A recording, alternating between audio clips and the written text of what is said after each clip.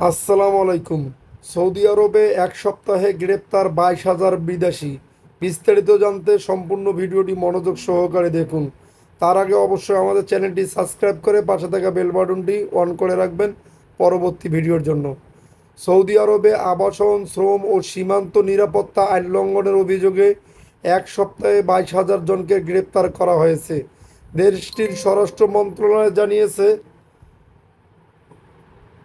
গত 31শে জুলাই থেকে 6ই আগস্টের মধ্যে পরিচালিত যৌথ নিরাপত্তা অভিযানে 22,072 জনকে আটক করা হয়। সৌদি গেজেটের প্রতিবেদনে বলা হয়েছে, এ অভিযান শুরু এ অভিযান পুরো দেশে পরিচালিত হয়েছে।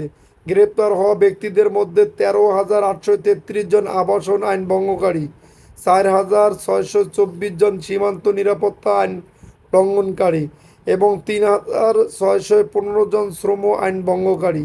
এছাড়া 1,640 জনকে অবৈধভাবে সৌদি আরবে প্রবেশের চেষ্টা করার সময় আটক করা হয়।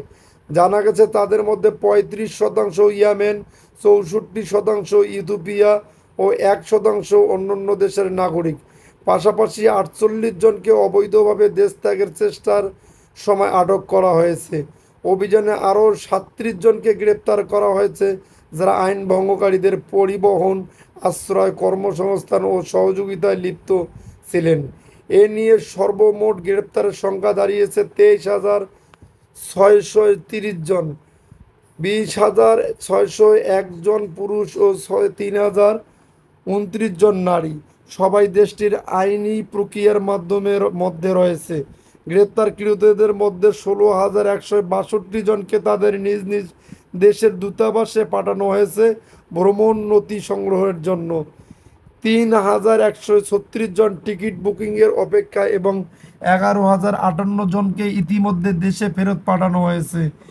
স্বরাষ্ট্র মন্ত্রণালয় পুনরায় সতর্ক করে জানিয়েছে, যারা সীমান্ত লঙ্ঘনকারীদের অবৈধ হিসেবে সহায়তা করবেন, পরিবহন ও আশ্রয় দেবেন কিংবা অন্য কোনোভাবে আশ্রয় করবেন, তাদের বিরুদ্ধে সর্বোচ্চ 15 বছর কারাদণ্ড, 1 মিলিয়ন সৌদি রিয়াল পর্যন্ত জরিমানা, অপরাধে ব্যবহৃত যানবাহন ও আবাসন বাজেয়াপ্ত এবং নাম প্রকাশের শাস্তি দেওয়া হবে।